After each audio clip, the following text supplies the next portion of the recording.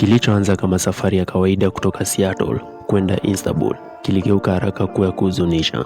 Ndege ya Turkish Airlines safari namba 204 ilikuwa angani wakati mmoja wa manahodha wake, Ilhan Pelivan, mwenye umri wa miaka 59, alipoanguka ghafla.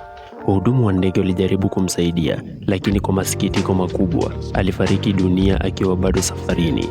Mwanaume aliyekuwa ametumia maisha yake yote kuruka angani aliaga dunia, akiwaacha marubani wenzake na abiria katika mshangao mkubwa.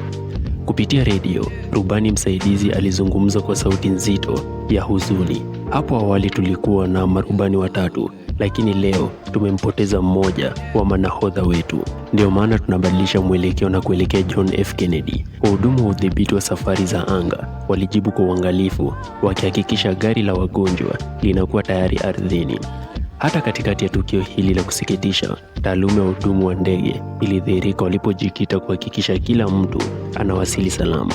Ndege ilitoka katika uwanja wa JFK alfajiri, ikikaribishwa na vikosi vya dharura na ukimya mzito wa heshima. Turkish Airlines ilitoa taarifa ya kugusa moyo, ikimheshimu Captain Pelivan aliyekuwa amepita ukaguzi wake wa kiafya miezi michache tu kabla, na aliyekuwa ametumia karibu miongo miwili kuwasafirisha abiria salama kote duniani. Abiria waliendelea na safari yao kwenda Istanbul, lakini simulizi ya safari hii haitasaulika. Ni ushuhuda ustahimilivu wa marubani, udhaifu wa maisha na mshikamano unaounganisha wale wanaoruka angani. Kama alivyonukuliwa mmoja wa wenzake baadaye, alifariki akifanya alichokipenda, kuruka, na katika ukweli huo kuna huzuni mkubwa pamoja na heshima.